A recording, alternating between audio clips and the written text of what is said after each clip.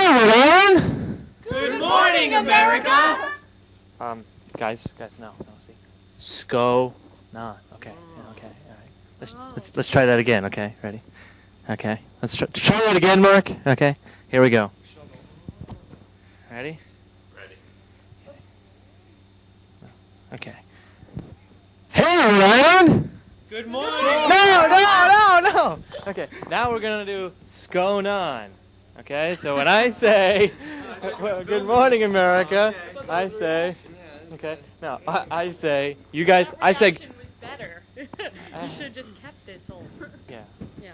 Anyway, when I say, hey, Rhode Island, you all say, Sko-Non. Let's try it. Hey, Rhode Island. Sko-Non. Okay. Switch, please. And here we go. That's enough out of you, mister. Okay. His butt, Lauren.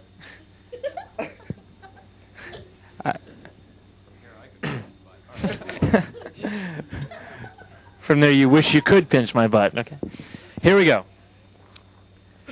Hey, Rhode Island! Sko-Non! Hey, I think we did it.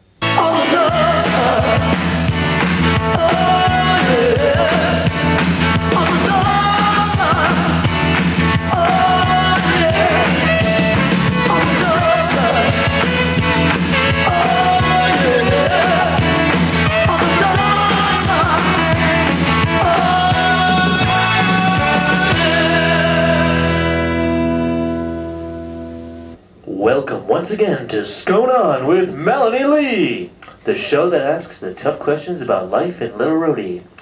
Tonight's show is brought to you by the letter H and the number tree.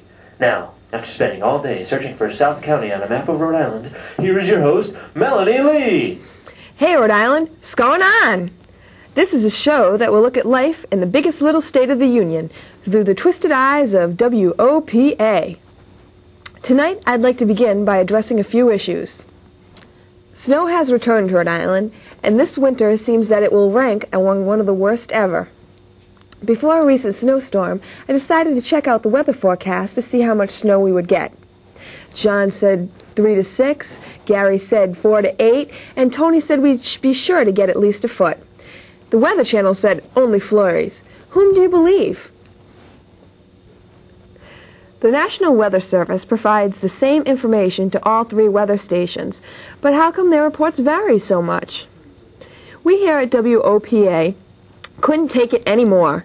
After nearly an hour in line at the Cumberland Farms picking up stale bread and sour milk, our investigating team sprang into action. They discovered that each of the 3 local news stations have a direct fax line to each other.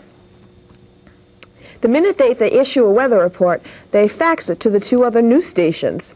By the end of the 24-hour period, all 3 stations have forecast the same 3 snow predictions, albeit at 3 different times, thus totally confounding the Rhode Island TV viewer. Solution? We thought of 2.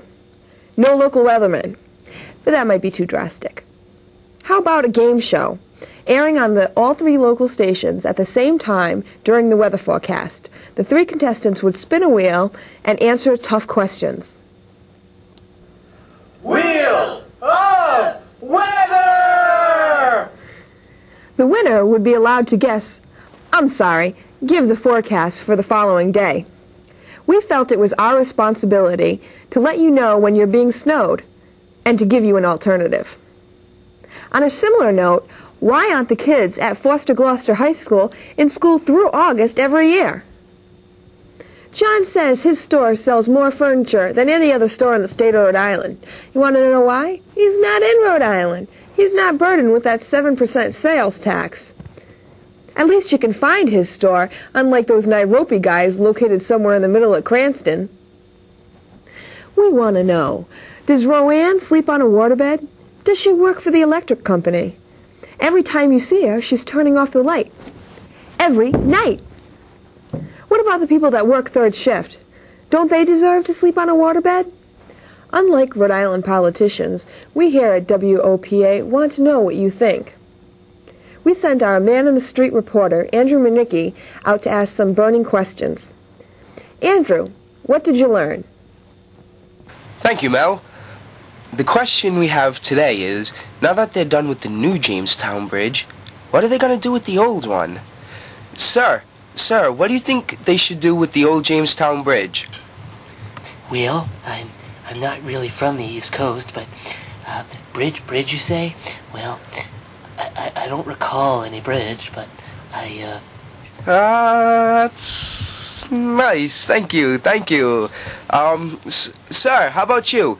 What do you think should be done with the old Jamestown Bridge? Oh, those Wesco engineers, they always love to change things. Oh, boy, you just get used to one bridge, and there it is. There's another bridge there now. Oh, and those Wesco engineers, I just don't know. Okay, thank you, sir. By the way, did you ever catch that rabbit? Anyway, excuse me, how about you, sir? What do you think should be done with the old Jamestown Bridge? well, from my experience over in England there, you know, you've got to be careful with these bridges because they're always falling down, especially the ones in London. Ah, thank you, sir. How about you? What do you think should be done with the old Jamestown Bridge? The bridge? Cut the bridge! Cut the bridge! Spock! Get the bridge! They got a new bridge! We gotta get to the bridge! I don't know where the old bridge is! Never mind, the new bridge! I guess falling off a platform didn't do it for you, huh? Anyway, back to you, Mel.